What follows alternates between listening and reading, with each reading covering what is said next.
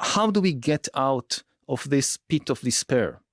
Again, going back to the Hamas attack, I mean, whatever one thinks about the misery of Palestinians under Israeli occupation, how does murdering parents in front of their children going to help this? But do you think that by doing that, you will solve the occupation? You will incentivize Israelis to make peace? Obviously not. So in this competition of immense suffering, there is no calculus of suffering that can calculate who is suffering more.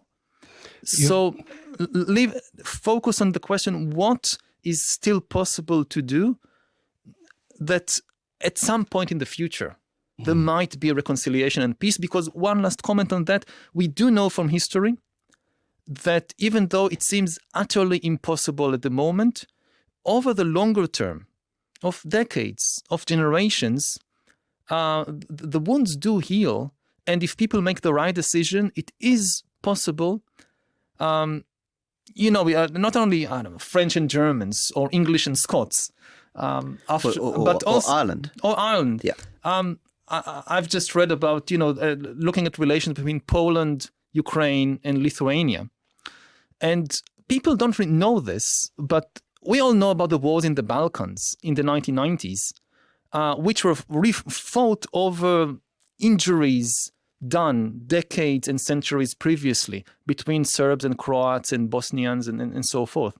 Though nobody remembers the wars that weren't fought between Poland, Lithuania, Ukraine, and Belarus in the 1990s. Why? Because there were no wars.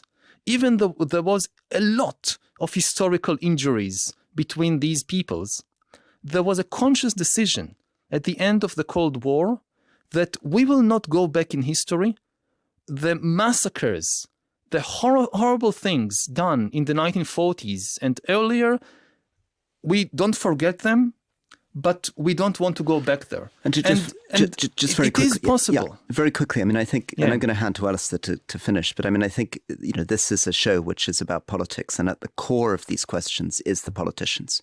I mean, in a way, the reason why Bosnia, Croatia, Serbia, Kosovo went to war is actually because the politicians chose to whip up that nationalism. Yes. And as you say, in the case of Poland, Ukraine, Belarus, not to go in that direction, which puts an immense responsibility in the end on the Palestinian and Israeli leadership here, because people in these moments of trauma can be led in positive directions, can be led in deeply, deeply negative directions. And the notion that it's just a fundamental fact about people, I think underestimates the politician's agency. Yeah. Again, what I said earlier about the psychological limits of us as human beings, this is not an excuse for the politicians. The politicians out there, this is their job. What is the job of being a politician? This is the job. That you try to go, you're not an ordinary citizen. You have a higher responsibility. You have a historical responsibility.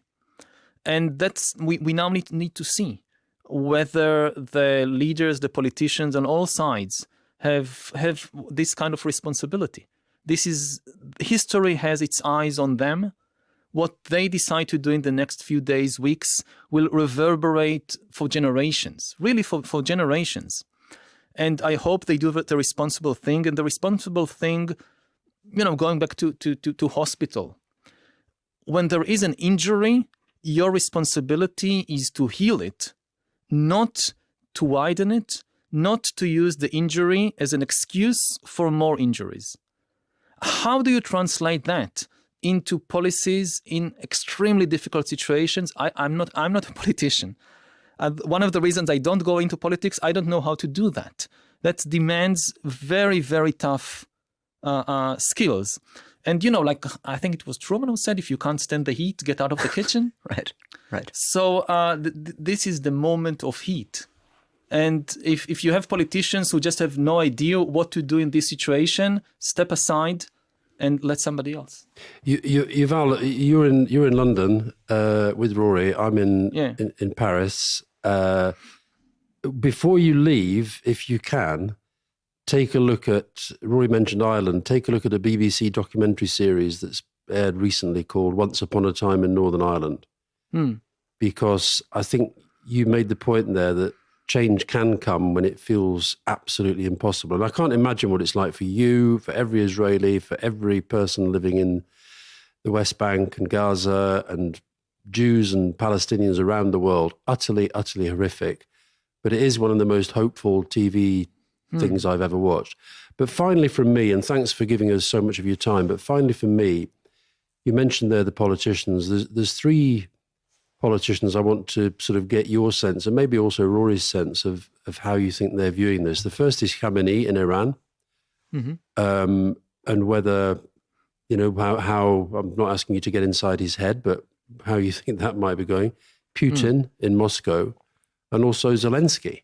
Because my other fear for this is that it's going to take the world's attention away from another really difficult situation in a way that could be very, very damaging to Ukraine. So what's your take on those three and how they'll be looking at this? I think Khamenei's official title is the spiritual leader of Iran, right? Now, what is spirituality? I mean, what is a spiritual leader? What does a spiritual leader do in a situation of this immense suffering? Let's see. What is the quality of spirituality of the Iranian spiritual leadership? I don't know. Let's see. With regard to Putin, I think, you know, I can't get into the mind of such a person, but given the horrors that he unleashed on the Ukrainian people, I don't think this person can have any kind of compassion. Maybe he just rejoices as more and more of the world goes up in flame. And also, again, diverting attention from his crimes and from the threat that he poses. Zelensky, again, I think Zelensky's, besides being as an inspiring leader of Ukraine, I think he's the most inspiring Jewish leader of our time. What he's done in Ukraine is absolutely amazing, especially given, again, the very, very difficult history of Jews and Ukrainians, the fact that Ukrainians have chosen a Jewish person to lead them at their greatest hour of need, and the way he leads them. This is absolutely, anybody who, you know, all these kind of very nationalistic views that you can't be both a Ukrainian and a Jew, and absolute nonsense. I mean, he is showing the world what true patriotism is. And also his reaction now, you know, Israel in many ways turned a cold shoulder to Ukraine in its hour of greatest need, being very, very careful about how it phrases itself on the conflict so as not to anger the Russians, because we have our own interests to take into account, and being quite stingy in the way that the help that we extend to Ukraine. And a bit like President Biden, Zelensky didn't equivocate. No, it didn't use it to, you didn't do this for me, so I'll show. No. Bargain, yeah. Very, very clear. Principle. And offering to come to Israel. You know, his country is under this vicious attack, and he's offering, he says, I know from my experience how important it is in your hour of desperation and pain that foreign leaders come and just be there with you. And I want to come and be there with you, despite the fact that the terrible war is still ongoing. And, you know, Israel is not really under an existential threat in the way that Ukraine is. Hamas cannot conquer Israel. Ukraine is still in danger of being conquered and obliterated by the Russian army. And Zelensky says, I want to come and be with you. So this is so inspiring. I mean, just Alastair, just very quickly on your question there. I mean, I think the terrible logic here is, stepping back from Israel-Palestine for a second, is just the explosion of conflict since 2014. I mean, almost every year over the last 9 years, we've had more civilian casualties, more refugees, more displaced people. We've had nearly 7 coups in Africa in just over a year. We have the horror of Ukraine. We now have the unbelievable horror of what's happening in Israel and Palestine. I mean, there is a sense that this populist age is also coinciding with an age of increasing violence. Yeah. And it's very simple. You destroy the global order, you get disorder. I mean, how it can't be any simpler than that. We have had for several years now leaders, including in the UK, in the USA, that openly say we don't want a global order anymore. We care only about our own country. Again, you can say whatever you want about how these leaders take care of the interests of their country. What is very clear is that none of them came with an offer of how to arrange the global order. They're against the very idea of a global order. And what's the alternative to order? Chaos.